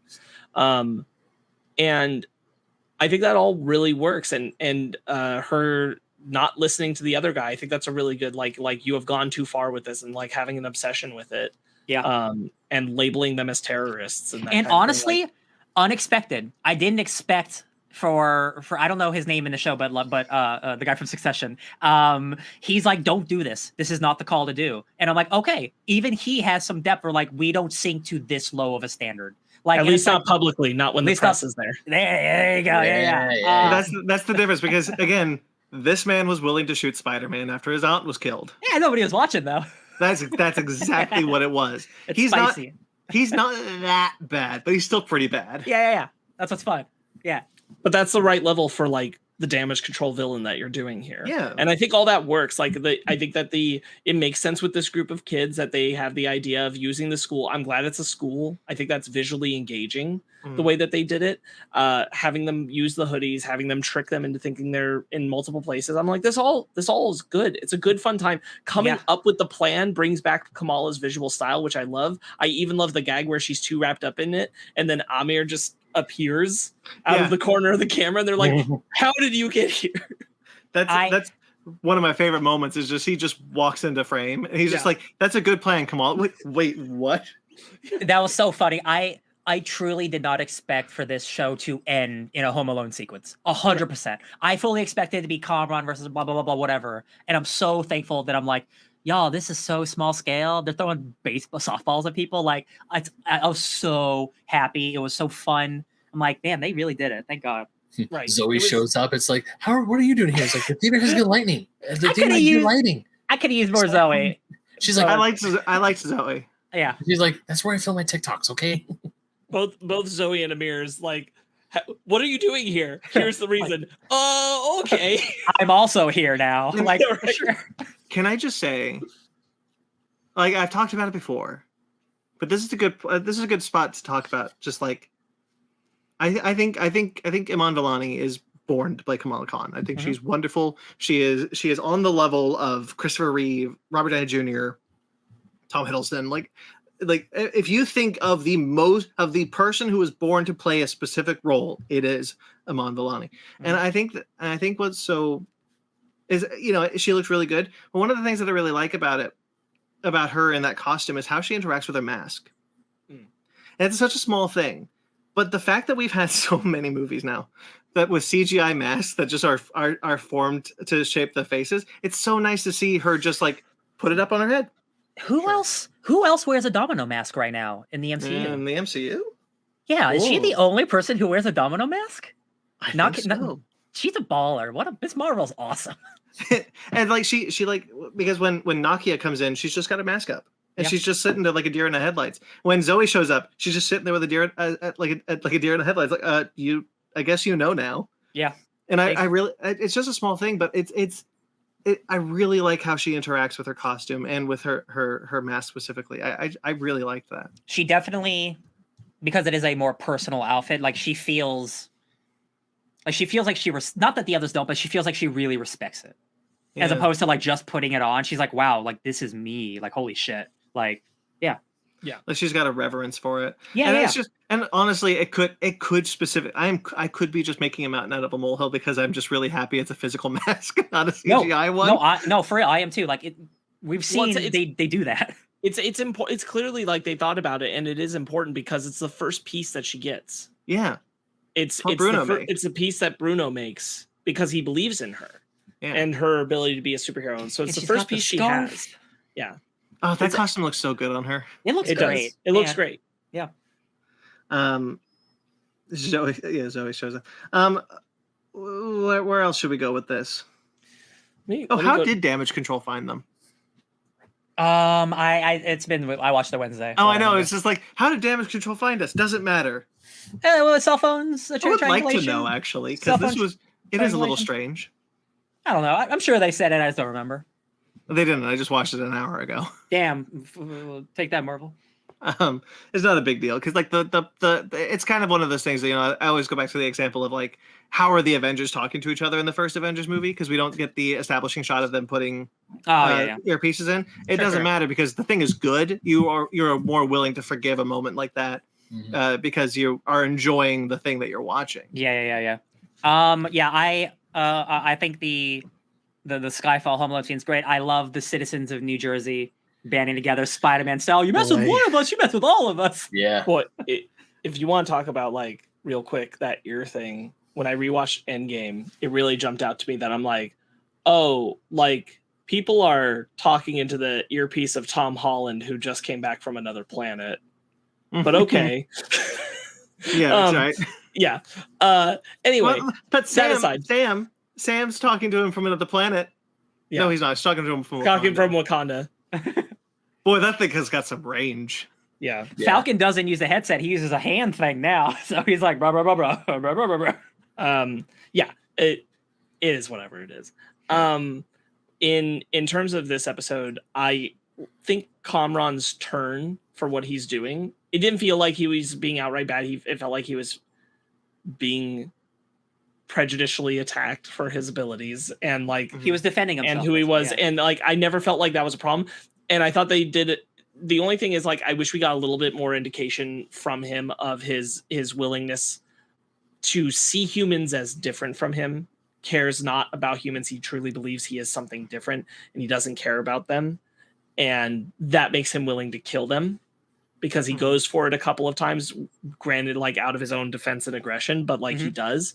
And I could have used just a little bit more of that feeding into his motivation. But overall, like, I think it works okay. Yeah. Is Conran's dad a clandestine? We don't know. No, he'd have to be human, I'd imagine. Yeah, he'd have to be human. Because I'm curious about that, because like if Najma is like, I don't want to open that can of worms. It's fine. Well, Kamala's part clandestine, and she's no, I know, but if Kamran, the turn also doesn't. The turn for Najma rings a little hollow for me still, because like if she loved a human once, then that should also be something that you could use. But it doesn't matter. That's it's because she's also a bad villain and she's not fleshed out, right? Yeah. Let's go back to episode 6. I apologize for moving us back to the positives. Just a couple of lines that I really like. These ones are earlier on. There's the wrong people get powers comment from Devers, which I think is really, really good and informative. There's the what did Kamala do after she got her powers? She stress ate a euro, which I thought was really good. That was pretty funny. What else? And when Bruno has the moment where he's just like, "Hey y'all, you want to come dance with me?" Then he gets like gets hit with a rifle. Pummel, like he doesn't get pistol whipped, but the pommel of the gun or the it's gotta hurt. Just that hurts. Smacked him. When they're like, so wait, our plan is to distract. Our plan is to stop damage control with softballs. No, our plan is to distract damage control with soft guns. Our plan is Zoe, and Zoe's got like this moment, of just like, oh, me, what? I'm important. Mm-hmm. I thought that was cute. Yeah, the social media stuff and having Zoe do it really worked for me. I love. Sorry, I already talked about it, but I agree. Is the community coming, not even before the moment where they all hold hands, but like the community just yelling at damage control at the police, like, no, don't stop shooting her. Stop doing this. Like, I think that's all really effective. It's really interesting and fun that both the boys and the MCU are like utilizing like 21st century, like social media is a real important thing to people. So like if you have 20 million followers, or Zoe has probably a couple 100,000 or whatever, like people watch that shit and they will rally to it. Like social media is a more engaging thing. It's a tool. Exactly. Yeah. It is. Going on the social media bit, I actually really liked it after Kamala gets away from damage control, and then you see all the people on their social media pages talking about it. Also, just like find it funny how I hope I'm pronouncing it right. The Sikh, I have Sheik. I have a note. Sheik, thank you. I have a note that just says hot dog chic is very funny. It is. It's very. It reminds me of that meme of that one guy's like, "I am under the water. Please help." Yeah. But Sheik Abdullah is in the community stuff, and I was really glad for that too. Yeah, I also too. Go ahead. Yeah, I really liked because he's talking about like here's your prime religious leader of the area, and he's talking about how there's a superhero and how he is all for it. And I think that really speaks volumes to the community at large because, like, hey, if this well-respected religious leader thinks this superhero is awesome, then heck yeah, let's go for it. I will quickly, Ryan, but just bounce off of that because, like, I really like the idea that probably half of the people who showed up there knows that it's Kamala, who's Miss Marvel, but none of them are saying. Well, one of them definitely doesn't because it's creator of Miss Marvel, G. Willow Wilson, who's just a stranger. So I doubt that's her. Unless they were standing next to Muniba and they know Muniba, and Muniba shouted beta. That's not what I'm talking about. what I'm talking about is just like the Sheik. Yeah, definitely. I think the Sheik knows it's Kamala. Yeah, I think the Sheik has always known that it's Kamala. I don't think he always knew. I think he knew in episode 3. Yeah, I think so too. And then like the G. Willow Wilson thing is very funny, very cute. I love that. But like that's not the ones I'm talking about. I'm talking about like is she actually her aunt? But like Ruby. Yeah, one of the Illuminantes. Yeah. Ruby has this I think she knows. And I think like people who are close to that family especially know that's Kamala. And what I think is so beautiful about that is that it's kind of the thing of like, yeah, we know. You'll tell the world when you're ready. It's the Zoe thing, right? You'll tell the world when you're ready because there's no secret identities in the MCU. But like this idea that she has not only the trust of the community, but that the community is protecting her as right. well as being protected by her. I think very beautiful. Absolutely, yeah. Right. I think it's just in general the idea of it doesn't matter who it is. Yeah, it's a person doing good in our community. We care about our community and we protect them, especially one that's this heavily used to prejudice and persecution. I do think like having the cops on their side is like, okay, sure. Now that being said, I don't totally hate it because I do think they give it good setup, which is the cops get on the scene when they get to the high school and they are like, whoa, you're after teenagers at a high school. Do you have authorization for this? And I can get on board with the idea of cops just like not being cool with that concept in general. Mm-hmm. And also like, I just have to embrace like, this is an entirely different world. This is over a decade of superheroes. Cops have different perspectives about people with powers, whether they're positive or against them. Like the world is different. And so cop stuff is going to be different. Just look at that cop who changed his tune at the moment he found out that Sam Wilson was Falcon. Right, that's not as different, but this is a little different. I know, but like it's interesting to see the two. It's different cities, but like it's interesting to see the two different the dichotomy of cops, I guess. Yeah, and I think they do a good job of having it be like, you know, this wasn't the cops were on the scene to back up damage control and change sides. The cops got on the scene and were like, this is a bit much. In a school. Is this okay? Yeah, because it doesn't seem okay. Drones and shit, and because it started from that place rather than them like being on the side of damage control and then being like, no, this is wrong. Like they were always kind of like, I don't know if you should be here. Yeah. I'm so curious about how damage control became a paramilitary group. It's nothing that the show needed to touch on. It's just something that it's better that they don't. But they were a great foil for the season. I think so, and I'm so very curious. If, quite frankly, if we never get it, it's fine. But I am curious about that story if they ever want to tell it. Damage control is in Secret Invasion, so I have to assume we'll get some more out of that. Nakia has the moment where she reunites with Kamala and Kamala does the apologies and everything, and I like it. I'm glad that there's closure to that. She says that she didn't tell Nakia because Nakia hates superheroes. And I'm like, I needed to know that information earlier in the show. That feels like that was in a scene that got cut. but I needed to know because the closest I got is that Nakia said that she was bothered that the girl drew attention to the mosque in a way that they didn't need. But I did not get Nakia literally doesn't like superheroes, which should have come up. Because it would have made that whole issue land better. We talked about this in the previous episode where Nakia is ignoring her and Kamala's feeling bad, and I'm like, why is this being such a thing? It's like artificial. Now it makes more sense. Yeah. There's a bit in the episode. This is a fun character bit, I think, where Kamala smashes that. She does the Hulk smash and she smashes the thing, and she looks at the cops, and she says, "Are you guys okay?" And the cops go, "Yes, Miss Nightlight." Oh, not that name. I really like the trope. And it works for me like pretty much every time. I think when a hero is given a name that they didn't pick, I love how much they hate it. You know what it reminds me of? This is probably a deep cut. It reminds me in Danny Phantom when they kept calling him Invisible Bill. And then wow, good pull. And then he finally yells, "It's Phantom, Danny Phantom," and flies away. The recesses of my mind, I'm like, Danny Phantom. That's a terrible name for a superhero, considering his real name is Danny Fenton. Yeah. Well, even in the movie where it's like where he has like where it's evil version of him and he's confronting his family, he's like, "You guys are stupid," but. Look, it's already just a weird show when you think about it, and that he's the ghost that's possessing his own corpse. So it's gonna take more than killing me to kill me. No, I don't think anybody did when they were younger. Listen, can we talk about when she gets all big?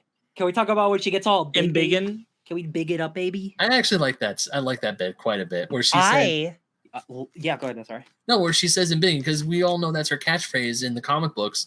And when she finally, it's one of those like, oh, she said the thing, and she actually grows big, and you see. I mean, it's the MCU version of her powers, but it looks good. I still really like it. I wouldn't go that far. I do really I'm glad that they did it because they should. There's no reason why they shouldn't do that part of her ability. They shouldn't make every effort to make this version of her abilities mirror what she can do in the comics. I'm of two minds of it. It works for me. I want to be clear. Works for me. I like it. But I do question, where did that come from? Because it hasn't been in the show up until this point. I think we ran into a problem with the concept of these powers, which is that, for one thing, the embiggen moment, while I'm glad that there's the acknowledgement of the comic book, I wish that moment had been built in more naturally. She just says it and does it. And I'm like, I wish that she was trying to think of something to do. Like I had that moment because or she realized she could do something and then focused on it. Because that's how it happens in the comics, is that, she realizes she can do something and focuses on it, and embiggen is to help her focus. And here it's just kind of said. And I'm like, cool, I read the comics, so that means something to me. But it doesn't mean something in the moment. Not really. No, it's 100% right. And I like the the visualization now of her powers, now that we've got it, I'm mostly on board for, because I'm like, what this really does is most of these kinds of things usually end up in dark rooms or in nighttime and CGI stuff. And this looks better in the dark and than just like stretching. So I'm cool. I understand that visually is better. The problem is that this seems to be something she can just kind of like use her imagination with.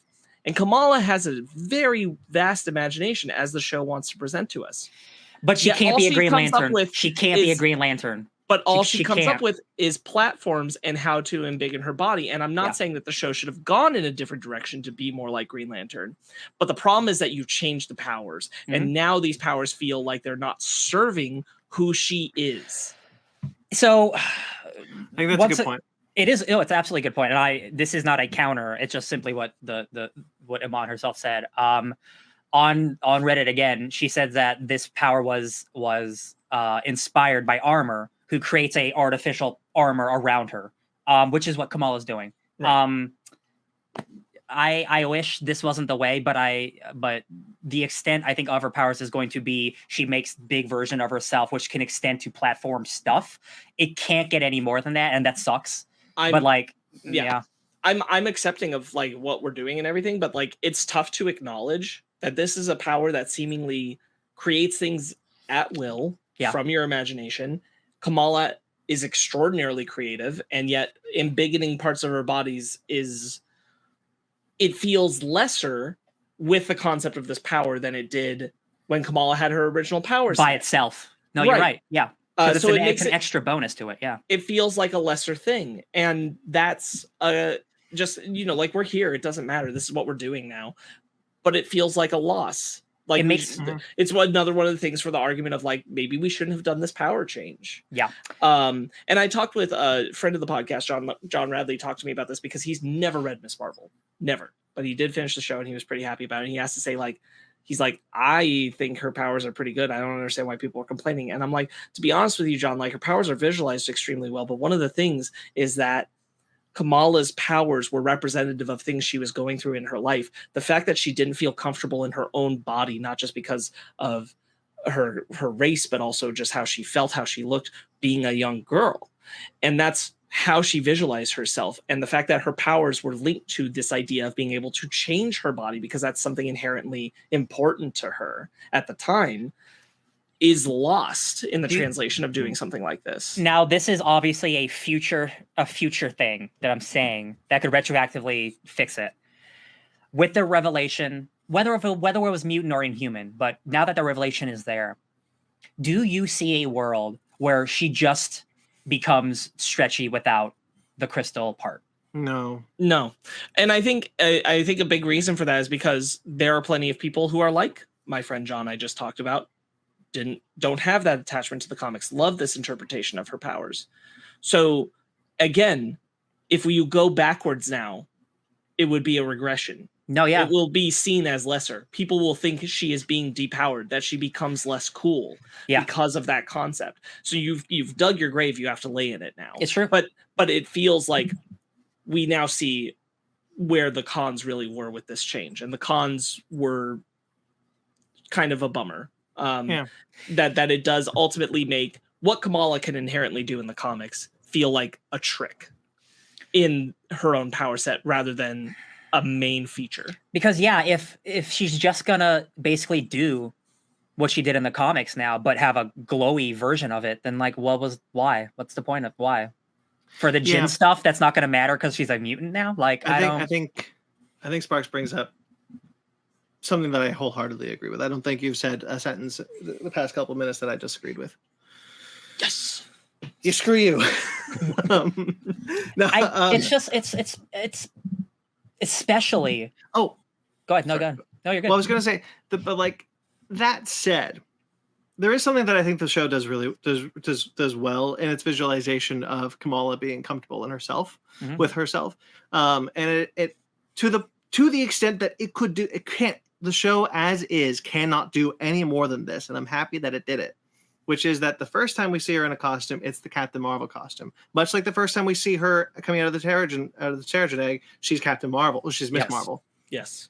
And then the second time she looks at herself in the mirror that we see in the show, she's looking at herself as Miss Marvel. And I think that is a very good visualization of that idea. Yes. And she feels so confident in that final episode. She does the same pose. Yeah. And she's got the moment in the mirror that they focus on it is so like, thank you. Thank you for thinking about it. Yeah.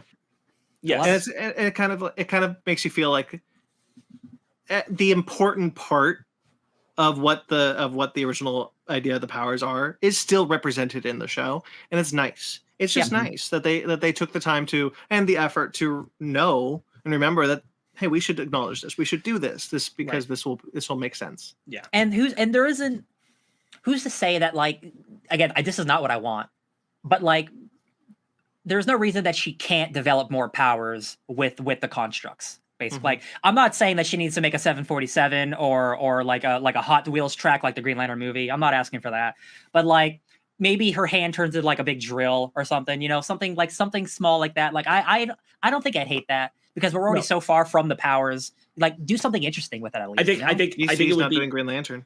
I think it would ultimately be a disservice to not do something, right? Because then you run into the question of like, so this is literally just here to be brighter and more colorful. Yeah.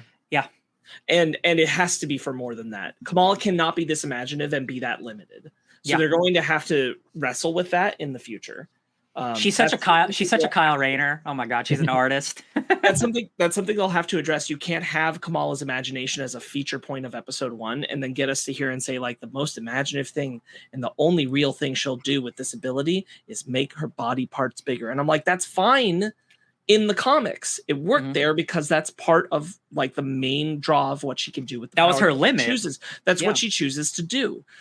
That's no longer the rule set here. Yeah. Should we talk about the mutant reveal? A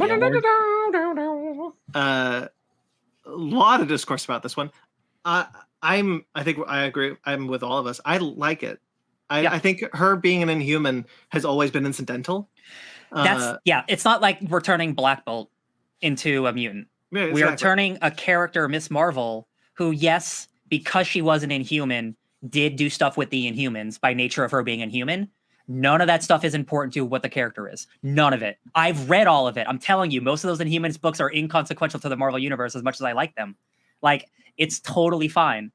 The thing about it to me is the thing that and I'm gonna like go ham a little bit because like some of the discussion around it has been honestly quite frankly ridiculous because it's overblown. Because like people are looking at this reveal that it retroactively says, oh, if Miss Marvel was a mutant from the get, she would never have been important. That's not necessarily true. I don't believe that. It's not true at all. People were not buying that book because she was an Inhuman. Exactly. People were buying it because it was Miss Marvel. Yeah. And Miss Marvel and Kamala Khan, that was big. That was a big deal. I remember I worked at the comic book store when that book dropped. That was a big deal. Her being an Inhuman was always incidental. Quite frankly, her being a mutant is going to be incidental because that's not who she is. She is a legacy. She has far more to do with Captain Marvel than she does with the Inhumans. And yes, it's great that she got to interact with Lockjaw. That's wonderful. I love those issues. Yeah. But it never mattered that she was an Inhuman. She hangs out with Wolverine more than she hangs out with the Inhumans. Yeah. Like, I get it. I am a comic purist. I would like my movies to be like the comics, but there are just some things that you have leeway on. And this is the least of them, if I'm being honest. It goes back to sorry, Ben. It goes back to the idea that the MCU is in a very different place than the comics were. Miss Marvel, you know what? If you wanted to be like, yeah, she's an Inhuman, and maybe you can be like, oh yeah, then Agents of S.H.I.E.L.D. is canon because of all the what were they, the fish things that made everyone Terrigen? The Terrigen mist got in like fish, and then they made like fish vitamin pills, and then Nope. I remember this specifically. I believe it. It's been a bit. Yeah. You can do something like that. Whatever you want to make, whatever.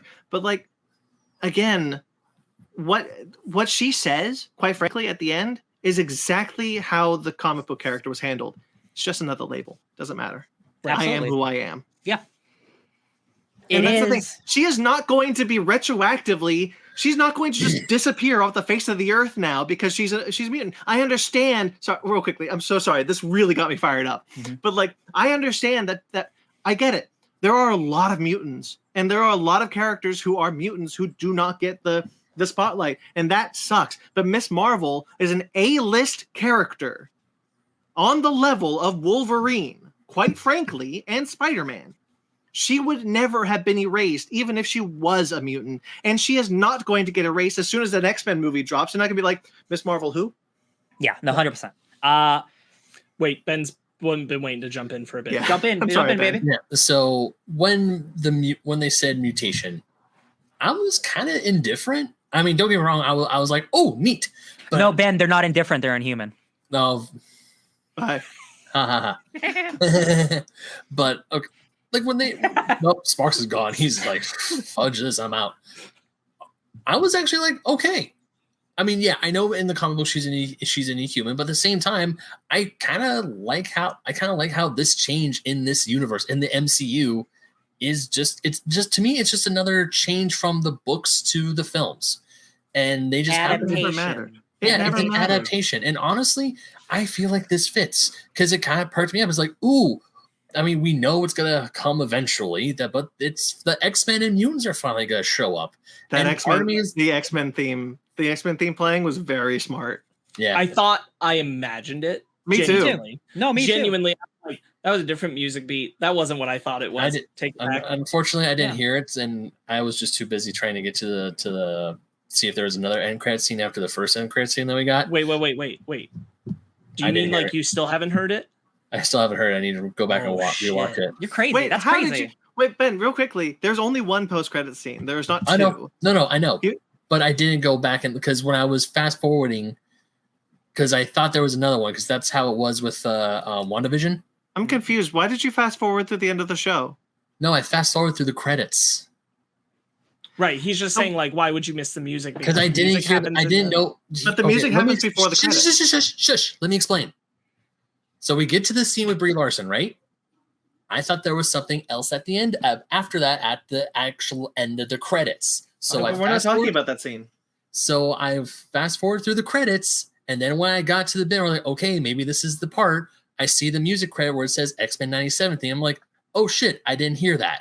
Oh, okay. Ben, did you not see the scene with No, Bruno? I get what he's saying. He's saying that he didn't realize he'd missed it until he got through the credits. Gotcha. I'm talking about the music. I'm talking about the Yeah, music. That's why I was fast forwarding through the credits. Oh, I just don't know how you. I'm a little. Yeah, I don't. Ben, I get the music beat happens Literally after the word mutation is said. when they Yeah, say I the word didn't- mutation. Yeah, I didn't catch it. Okay. Yeah, you should, Um, you should go back and watch that wasn't- scene. Yeah, and if it wasn't for me fast forwarding through to get to try and see if there was another end credit scene, I You didn't. wouldn't have I known. never would. Yeah, I never would have known. Interesting. I understand what he was saying. He was yeah. saying he saw it. He meant to go back. He didn't. I get you. I watched this at midnight, and the second I heard it, I went to Twitter and I was like, no. No. And everyone else was like, either, oh my God, or what the fuck? And I was like, okay, so yeah. I saw this and I saw the mutation. I was like, cool. And I was thinking to myself, okay, we're going to and I thought specifically, we're going to have to sit through months of them being like, clandestines are where mutants come from. And the fact that never happened at first made me very happy. I was like, oh, good, because that's ridiculous. Why would anybody do that? But I know news and they would do something like that. But something far, far worse happened. So much worse. And I just, quite frankly, I didn't think it would be that. I didn't think it would, quite frankly, be that big of a deal to anybody. And like, here's the thing, though. There is criticism to be had there because I think Miss Marvel's new origin is very, very convoluted. Yeah. Yes. Yeah. I was Quite gonna frankly, say- way too. I was gonna say, like, I have a problem with how confused it is about this. Goes back to what I said earlier in this discussion. The separation between the Bengal and her powers is not clear, and the fact that the Bengal triggered it, like, but nobody felt like her powers were unique or different, or the fact that Kamran also has them, like, it feels like something that if it's a mutation, it's a common one for the Noor. So going back to Reddit, I because saw this one. Yeah. Amon has all the answers. And she said, I love it. I love that take she this does. with a grain of salt. Even she said, because of her mutant ability, she's able to harness and utilize the Noor energy to make constructs. Whereas Kamran, he literally can't control it. He doesn't have the mutant gene. He just has the power itself. So it's uncontrollable. Now, that makes sense to me, but the show doesn't give me enough to make sense. But what you've done is, instead of just saying she's a mutant, or even it's the Bengal, like she's clandestine. She's a clandestine. What you've done is all three. What you've done is she's part clandestine. She's got a Kree Bengal. So what are they? Negabands? The negabands, yeah. She got a Kree negaband on her wrist that somehow activated, that somehow allows her to control the Noor dimension, where the clandestines are from, which is her heritage, and she's a mutant. But so like you've done all three. Also, Miss Marvel's Kree bangles activate with hers somehow. Oh, Captain Marvel. Captain Marvel, sorry. Yeah, so that's even another layer where I'm like, Yeah. I think I don't want to get to that yet. I don't want to talk about the Brie Larson thing. Sorry. I think that there was just a better way to handle the Bengal stuff. I do too. And I think if the Bengal stuff was cleared up for like its connection to Aisha and its connection to the other dimension, I could have been more like, okay, this doesn't throw another wrench here. I'm even cool with if the Um, bangle was like a way to help unlock her Yeah. abilities. Yeah. But adding the Jinn clandestine stuff was an extra layer that's just like that was unnecessary. They just made it like, not only did they change her powers, they changed her powers and made them like exceptionally more complicated than they needed to. Yeah. In origin or execution, like, take your pick. They just made it so much more difficult to work around, and there was a better way to still have it be like this family story with history and heritage and all that, and not be this muddy. Yeah. But as far as like Kamala being a mutant, cool, I'm happy. Yeah. Let's go. Yeah. The thing that Do it. It's Make just it money. confusing. It's just confusing in the moment of hindsight of Yeah, yeah. everything that's led up to it. I'm like, this is all a lot. But if I see her next and it's just like, hey, by the way, just know she's a mutant, I'll be like, see that's yes, okay, great. that's the thing that I'm not going to say I'm worried about, but like the future, I'm curious because they do all of this, Indian, Pakistani, Jinn stuff. And then at the end, she's a mutant. Then the next movie she's in a big cosmic movie with Captain Marvel. Mhm. My worry is they're going to focus on the mutant stuff because that's what's coming, and then it'll only the stuff will be touched, like the Jinn stuff, if they do a season 2. And and that's what I worry. Like I don't want all this Jinn stuff to have been for nothing if that's what we're going to do with the character. You know what I mean? I think there is still intention to do story stuff with Kareem and the daggers. Yeah. Yeah. They set that up well enough, And their connection to the Noor. Kamran's there with him now. I don't think we're done. I'm hoping that clarity can come. Same, yeah. So I don't think we're 100% done with that. It would be a think that disservice to the I think whole those show, things yeah. are on the table. What I will say is I do think we're done with exploring like the direct family heritage of it. Yeah. And I think that's fine because that was the arc, right? Mhm. That was this season's focus. That was the arc. We've done it. She can still have important relationship with her family. It's just not about that generational descendants of the idea that Aisha betrayed them all. It's not about that now, and that's fine.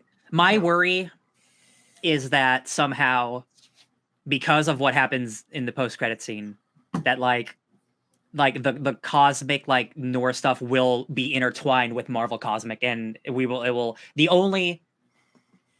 the show gets a second season, I guess I won't be worried, but I'm just worried that like Miss Marvel will be relocated to like, now she's a big time player, baby. She's part of the Avengers. She's part of, like I want her to be small if she can. I don't want her to turn into Spider-Man is what I'm saying. Right. I'm very confident it gets a new season. I think I'm the most confident about this one, even more than Moon Knight, and I'm pretty confident about Moon Knight too. They put him in a banner. He's got to show up again. Yeah. So I'm pretty confident about Kamala is going to get a second season. I think that they're leaving Kamala and Kareem on the table. I think they know they have something with this cast and with this family that we're going to get a little bit more of them, even if it's not forever. The way that we get Kamala, I think it will be in the immediate future. Yeah. I'm quite confident and pleased, I think, with the Captain Marvel Brie Larson cameo, which I'll get to now, that my suspicion for what's going to happen in the film is that we'll see her end of before they switch.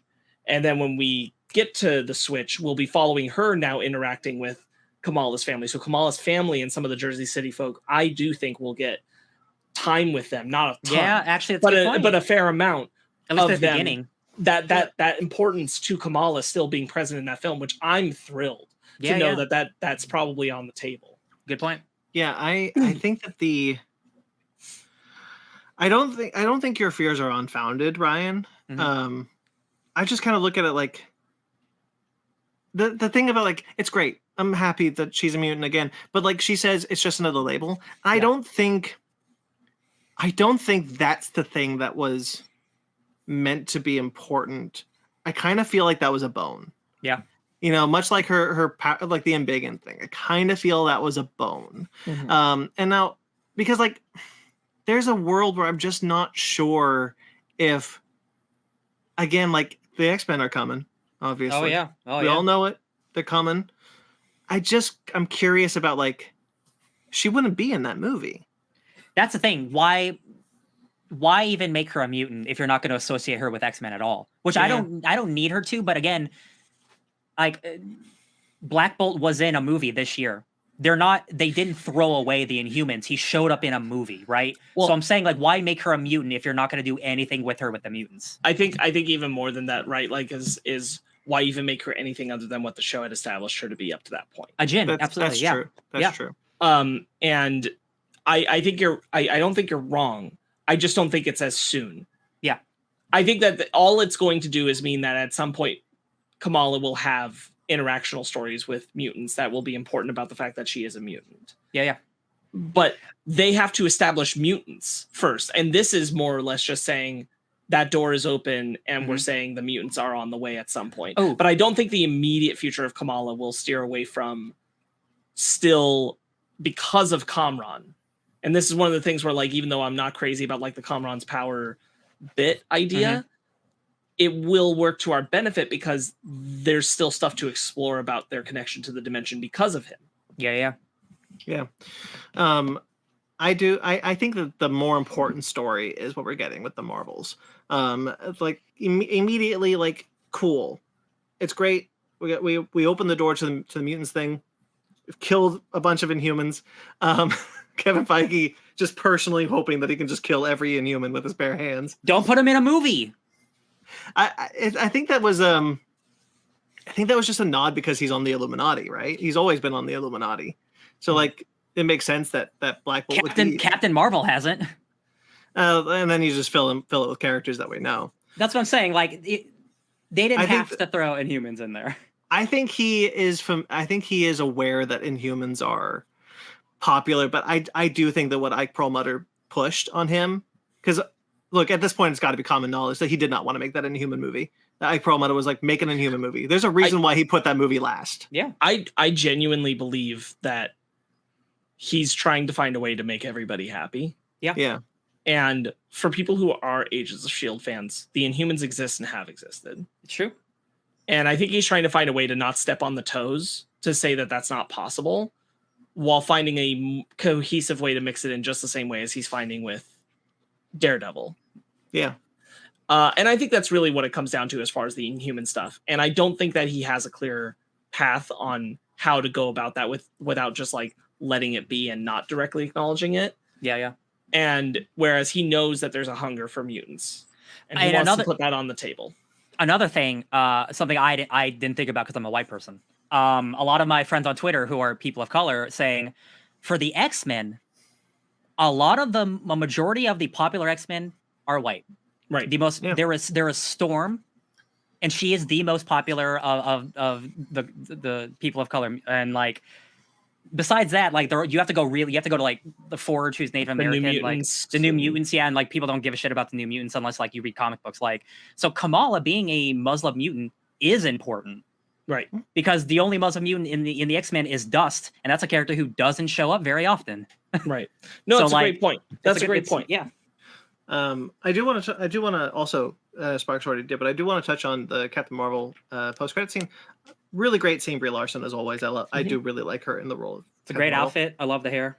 I was about to say, I love the new Captain Marvel outfit so much. Right. We saw 10 seconds of it. I'm like, damn, that's a good looking outfit. That's a good looking outfit. That's and a good outfit. And so like what that post-credit scene, what I was already feeling, that post-credit scene really solidified, was that what this show did really well was, for the first time since WandaVision, I said to myself, damn, I can't wait to see Miss Marvel again. I can't wait to see Kamala Khan again. Yeah. I'm hungry to see Kamala Khan again. When is the next time I can do that? And I looked up exactly when the Miss Marvels comes out. It's a huge bummer too, because the Marvels was supposed to be on the slate later this year. Yeah.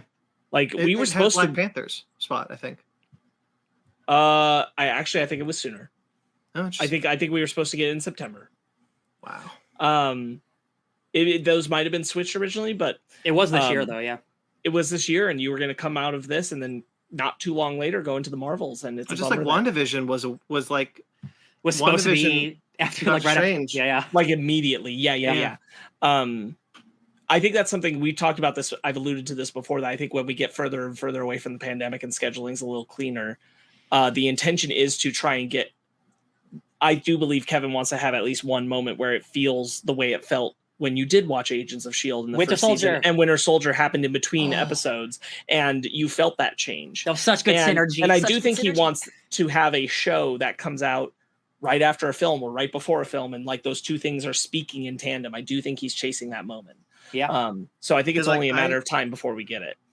I was so excited because like because again we've had some back end negatives, but like all in all, like, this last episode was so phenomenal that I was just kind of like, I am very, not just to see Kamala but also to see her family again. Mhm. Like I felt so excited to be like, man, great. When is the Marvels? Well, This it's whole- definitely not then. This Yeah. whole cast is so good. And frankly, honestly, like even if you found some weird way of like Kamran imagining his mom or something, you want to bring that actor back. Like I have no problem with the cast. I think the actors were all so good. Yeah. Just like we've exhausted it, so I'm not going to go back through every beat, but like where execution just wasn't clear, and they didn't. The further they strayed away from what was the core and great about the season is where they got into trouble. But when they held to it, boy, did they have it. They had lightning in a bottle for so much of it, and if they had maintained their focus on that lightning, this whole season would have been just phenomenal. It feels like in the writing room themselves, they're like, by episode 5, are like, this ain't working. We got to go back to Jersey. Nah, man. Yeah, and like you feel it, and so you get to episode 6, and you're like, man, we're back in the groove. This is exactly why the show was working. This is Again, that's exactly what was so wonderful about it. That's what I talked about with episode 5. Like when you had the three girls, the grandmother, the mother, and Kamala. Like, yes, this is that lightning. I'm seeing that lightning in a bottle. Exactly what Sparkz said. The show had such a strong opening because it just gelled. It was perfect. It was exactly the show that it needed to be, and then it diverted. But thankfully, the last episode, and people are saying, and I don't mind echoing the fact that like it probably is one of, if not the strongest finale we've seen for these shows at this point. Yeah. This and Loki for me.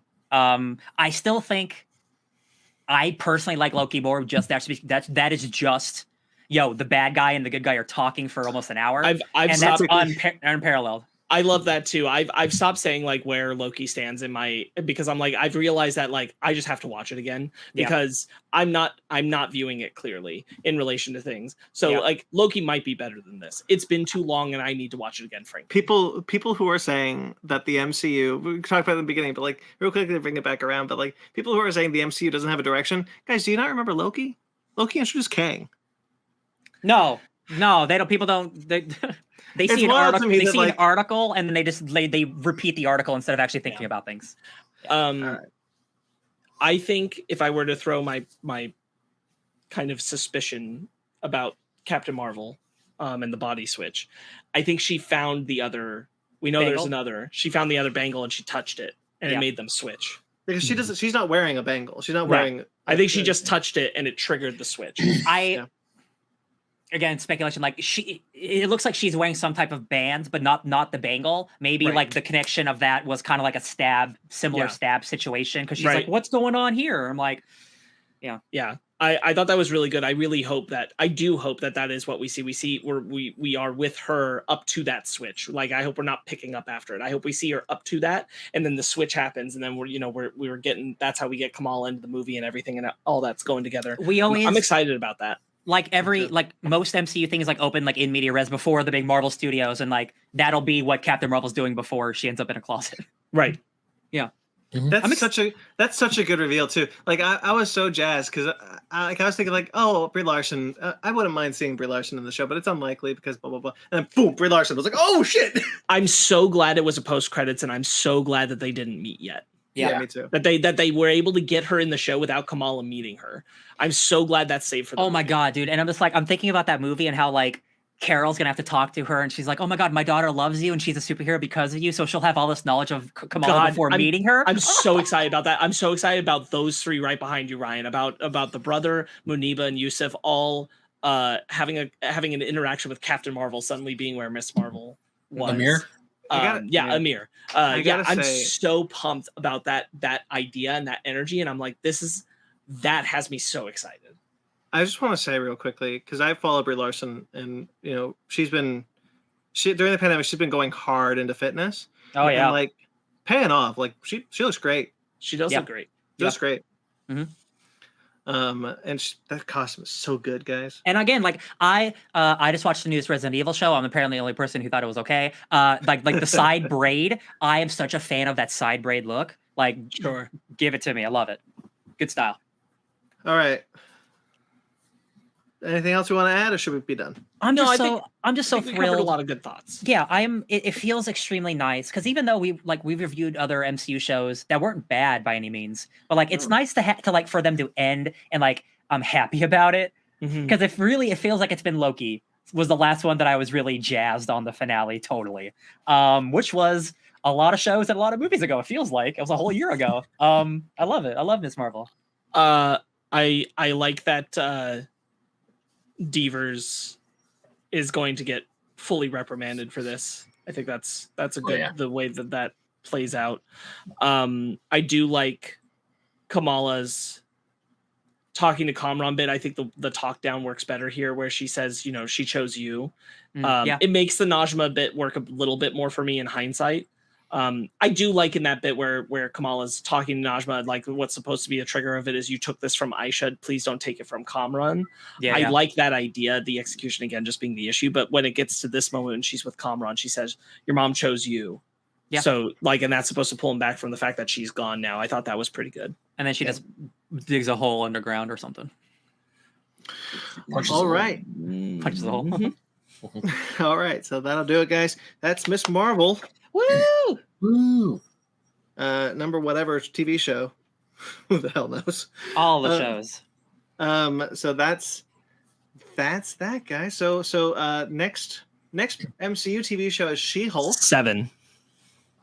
Ooh, We've had 7 of these already? If you count One If, yes. Well, I'm not. Okay, then it's 6. 6 live action. We can count What If. Why not?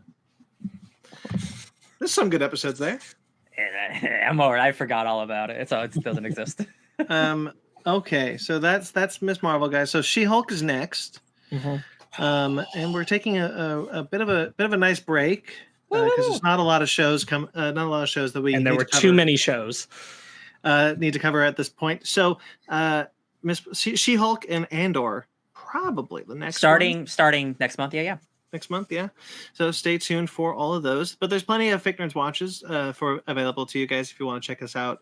You can check out the rest of our Miss Marvel talks. We've done all the Marvel shows. Done all the Marvel shows. We've done Stranger Things. We've done The Boys recently. Star Trek Strange New Worlds just ended. So plenty there. Plenty for you guys to check out if you like this video and you subscribe to this channel. Obi-Wan, if you're for some reason still thinking about Obi-Wan. Obi-Wan's there, guys. You can check it out. There's a 2.5 hour movie cut out there that I'm very intrigued to watch. Yeah, I've heard. It's not on Disney. Your friend Scott, he just. I assumed Scott was wrong. Yeah, it's just some random dude who made it, not Disney. I was like, there's no way. Yeah, I didn't want to argue with him about it, but even when he said it, I was like, no. Friend of the show, Scott came to this house and he's like, Disney released a 2.5 hour cut that you can watch of Obi-Wan, and I didn't want to say no, they didn't, because I was in the other room just overhearing it. Yeah, all right. That'd be great. That'd be great. Honestly, it was originally a 2.5 hour movie, so why not? Yeah, it was. All right, so you can also check out Basement Arcade.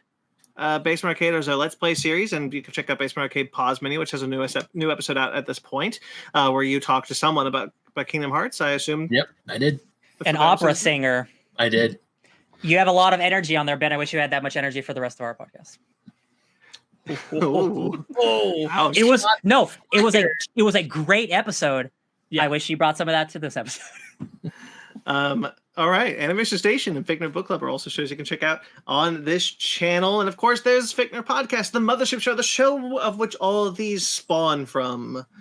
That's a weird way to phrase that, but it's true. This past week, because this is going up after if you guys missed it, go check out. Because we didn't do an episode, we did a Mike's Impossible Movie Trivia Challenge. That's there, guys. That's there. Mike Mottola came back. He came back, and we had a great time. I assume we did. No, it's been affirmed. It was a great time. In the future, we had a great time. We did How to Train Your Dragon. So if you guys want to play some How to Train Your Dragon trivia, Go do that. It's there. It's there. And you can check out our upcoming episode, which will be San Diego Comic-Con. All news all the time. Listen, Oh, baby. Listen. The mic's over here, but I'm going to look at the camera. If they say something about Doctor Doom, I'm going to lose my freaking mind. I want to figure out how I can be on that episode because I think this is going to be a good Comic-Con. I will be in Paris when you guys are talking about that, so I'm going to be like scrolling through the news whenever I can. I'd rather be in Paris. That's okay. I'd rather be. No, sure. I would rather be in Paris than be on Twitter looking at news. So stay tuned for that. That's all cool. That's all great. Good job, guys. Good job, everyone. To the people who are watching this, I just said good job. All right, so that'll do it.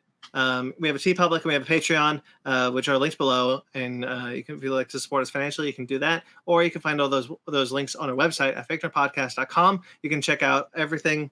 Everything's there on our website. Check it out. All right, what do I do next? fakenerdguys@gmail.com. Or do I say thank you to everyone who listens? However, it's your podcast, baby. Do what you want. I know. I do this. Whatever. Thanks to everyone who watched this whole thing. Fake Nerd Podcast on all the social media. fakenerdguys@gmail.com if you'd like to get in touch with us personally. I'm a BT McClure on Instagram and Twitter. You can also find my writings on Screen Rant, where I've done a couple of Thor: Love and Thunder pieces. You can also check out my Thor piece on Atomic Geekdom up right now. Part of my Revisiting the Infinity Saga series, where I talk about the first Thor movie. I like that movie, regardless of what the internet, how the internet has changed its mind on that movie. Wonderful. I've always liked that movie, so welcome, I guess. Listen, everyone apparently loves Thor: The Dark World and thinks comedy Thor is the worst thing that happened to the planet, and they all hate Taika Waititi. So I just live on a different planet than they do. I think I do too. I apparently live on a different planet because I had no idea that was a thing now. You know what planet we live on? We live on the Fake Nerd Podcast planet. The Fake Nerd planet. The Fake Nerd planet. Is it like the Space Jam planet? Sure, why not? Hell yeah. We should make a Space Jam website that's just the Fake Nerd Podcast and then all the things. Oh, yeah. And I also write for kaidramamedia.com. Ben. I had something to do with Marvel, but I lost it. Anyways, you can find me on the internet at BenMaca27 on Instagram, Twitter, and TikTok. You can also find me writing for Fusion Gaming Magazine, Old School Gamer Magazine, and GoNintendo.com. And Ryan? Hey, y'all. I'm DJ Tony Snark 616 everywhere, all over the time, all over the place on the internet. And Sparkz. You can find me seeking what is seeking me at Sparkz Witty on Instagram and Twitter, SPARKZ Witty. I'm seeking you. Well, I guess I found it. He's right there. Yay. Look at that. Bing bong. Don't need to worry about it. Bing bong applesauce. All right, guys. Like this video. Subscribe to our channel. Until next time you see us, stay fake, nerds. And bigot.